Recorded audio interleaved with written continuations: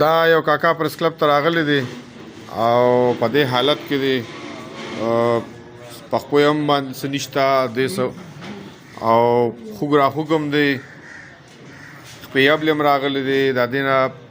پریس کلب ته چونکې راغلی بیا تاڼې ته لاړ هلته یې رپورټ ولیکه اوس بیا دلته راغی او خپل فریاد کوي کاکا اوس ووایه ستاسو نوم دی او ته د کوم ځای زما ریاض محمد نوم دی او ته په جرابات ته ایثار یم د ایثار یې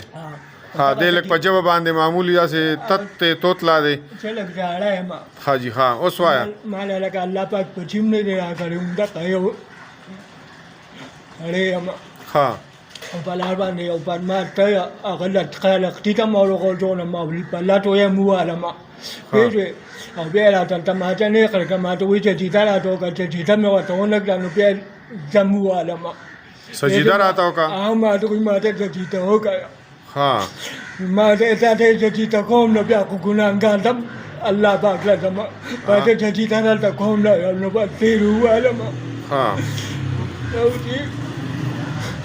او دا په څه باندې ستا ورسره لانجه شوه څه مسله وه ورته هېڅ څه لانجه نشته چې خو تاسو ته مخکې هم دې ته به څه لانجه وکړم مالا الله پاک به ځینې یې راکړی او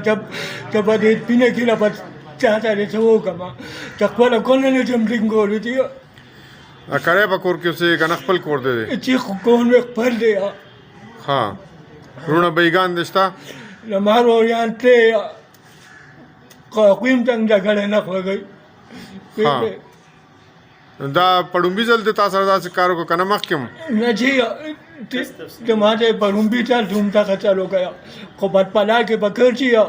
مچین او ټوپک پې اچولی آیي خود ښکاره کرځئ پوهېږې ها نوم یې درځي دله اچپې یې نوم دی ها اوس تاڼې والا سو لکه تاڼې والا راکړم ما وې ته داسې ما هغوی ما ته وویل چې هغه خو تا نه مخکې په تا باندې وایي رپورټ کړی نو ته همدغه وایم لکه میډیا والا ته مې هم هغه ته مې هم چې ما څه چل کړی دی لکه زما دې ته مې انکوایري وشي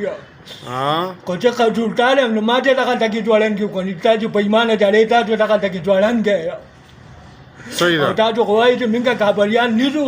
نو ته لکه انکوایري وکړې خو برابر پاکستانی هغه دي کارټونه یې جوړ کړي تا خو کابلیان دي نه جپي کابلیان دي او چې دا کابلیان دي تا ما ایجي تم لګا دی او ته جي تم لګا دی چې تا خو ته ځل کړې ها الله بخیر کی د دې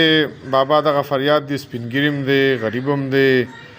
او بال بچهدارم نه دی لکه ښځه شته خو بچي وله خدای پاک نه دي ورکړی او په دې حالت کې دغه پریس کلب ته راغلی فریاد یې تاسو واورېده نو د پولیس حکامو ته هم اپیل دی چې یاره د ده په دې رپورټ باندې څه کاروي ماروي وکړي ځکه چې دا دې وخت کې یو فریادي دی خپل فریاد یې تاڼې ته هم ورسو او خپل فریاد یې دلته 400 پریس کلب ته هم راولي